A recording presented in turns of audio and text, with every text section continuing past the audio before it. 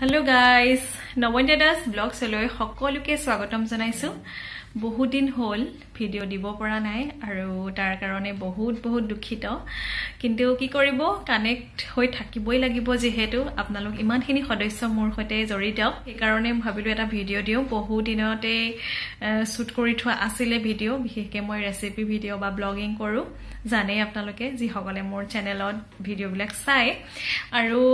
ভিডিওটা আগবঢ়াও recipe video হয়। বহুত দিনতে শুট কৰি থৈছিলো কিন্তু দিব পৰা নাই এডিটিং কৰি। আজি ভাবিলো ভিডিওটা দিও আৰু অতি সোনকালে ব্লগিংৰ সৈতে মই আহি আছো। ব্লগ দিবলৈ আৰম্ভ কৰিম মই আৰু ভিডিওটো চাব বুলি আশা থাকিল সকলোৱে আৰু চাই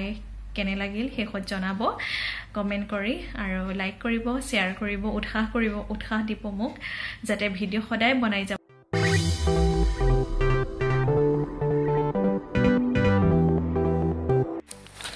তো গাইস এখিনি কি চিনি পাইছেই চাগে কাঠফুলা হয় আৰু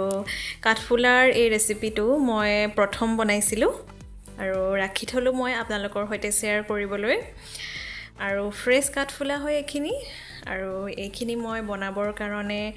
ৰেডি কৰি লম আৰু খাবলৈ খুব টেস্টি হয় কাঠফুলা আৰু স্বাস্থ্যৰ কাৰণে যথেষ্ট ভাল আৰু প্ৰটিন বিশেষকৈ প্ৰটিন থাকে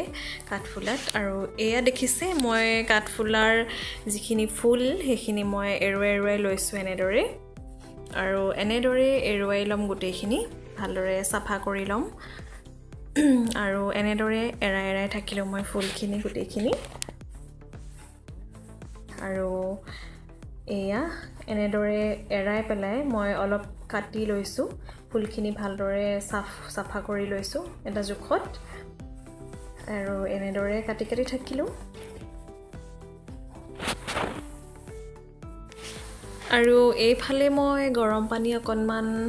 কৰিব লৈছো আৰু এতিয়া পাহিবিলাক এটা এটাকে মই এনেদৰে পাতলাকে এৰুৱাই লম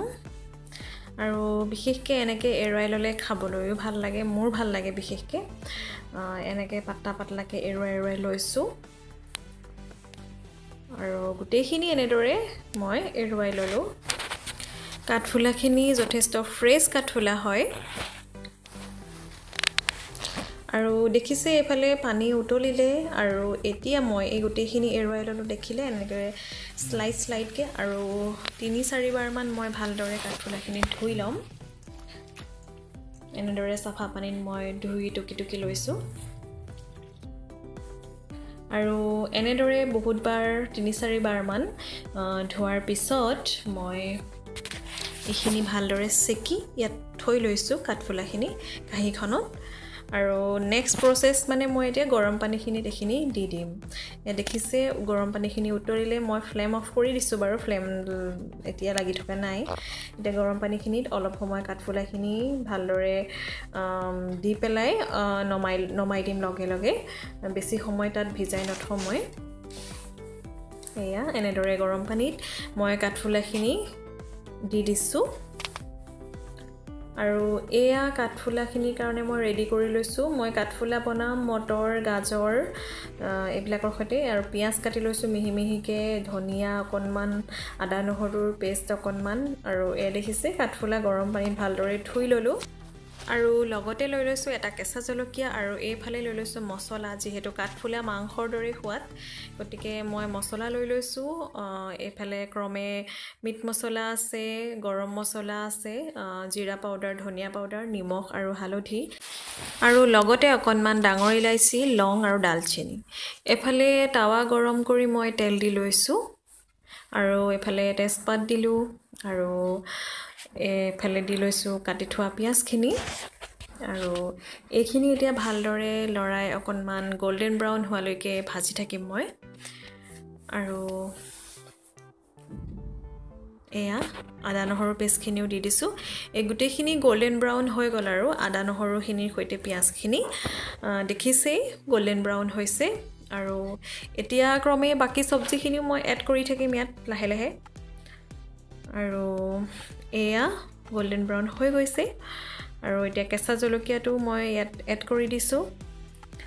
আৰু যেহেতু জ্বলা কম খাওঁ সেইকাৰণে এটা জলকীয়া আৰু এতিয়া মই গাজৰখিনি দি লৈছোঁ গাজৰখিনি মই ৰুকি লৈছোঁ ৰুকনিত আৰু এফালে দেখিছে গ্ৰীণ মটৰখিনি দি দিছোঁ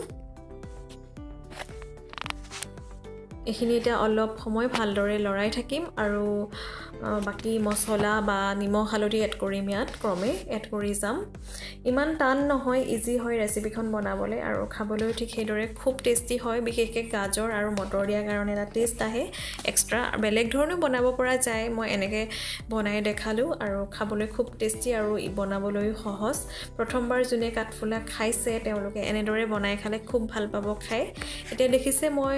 মছলাখিনি একেখন প্লেটতে লৈ লৈছিলোঁ নিমখ হালধি দি দিছোঁ আৰু বাকি লং ইলাইচি দালচেনি এইবিলাক দি দিছোঁ আৰু এতিয়া কাঠফুলাখিনিও দি দিছোঁ কাঠফুলাখিনি দি লৈছোঁ এনেদৰে আৰু এতিয়া মই ভালদৰে এইখিনি লৰাই ল'ম ভালদৰে মিক্স কৰি ল'ম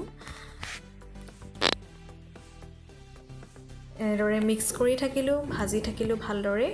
তাৱাখন আৰু গেছটো মই সিমত দি লৈছোঁ কাৰণ হাই ফ্লেম নাই কৰা সবজিখিনি ইমান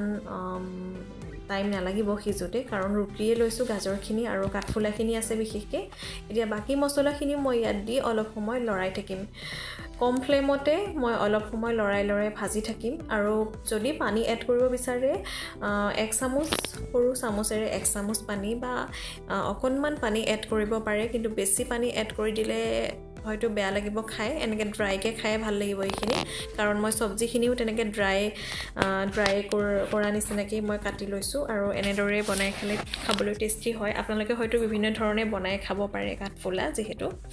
আৰু মই এনেদৰেই বনাই দেখাইছোঁ আৰু প্ৰথম যিসকলে কাঠফুলা খায় এনেকৈ খালে খাই খুব ভাল পাব ময়ো খাই যথেষ্ট ভাল পালোঁ আৰু সেইকাৰণে ৰেচিপিটো শ্বেয়াৰ কৰিলোঁ ইয়াৰ ৰেচিপি বনাই হৈ গ'ল লাষ্টত মই ধনিয়া এড কৰি দিছোঁ চিম্পল ৰেচিপিখন ৰেডি হৈ গ'ল আৰু খাবলৈ খুব টেষ্টি আৰু আপোনালোকে ভিডিঅ'টো চাই কেনেকুৱা পালে মোক জনাব কমেণ্ট কৰি বহু দিনৰ মূৰত ভিডিঅ' দিলোঁ আকৌ বেলেগ এটা ভিডিঅ'ত সকলোকে লগ পাই আছোঁ তেতিয়ালৈকে সকলো ভালে থাকক আৰু সুখত থাকক নে কি কয় আৰু ভিডিঅ'টোৰ সম্পৰ্কে মোক কমেণ্ট কৰি জনাব কেনে পালে আপোনালোকৰ এটা কমেণ্টে মোক যথেষ্ট উৎসাহ জনায় কমেণ্ট কৰি জনাব বুলি আশা কৰিলোঁ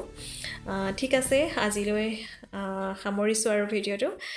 নেক্সট ভিডিঅ'ত সকলোকে লগ পাই আছোঁ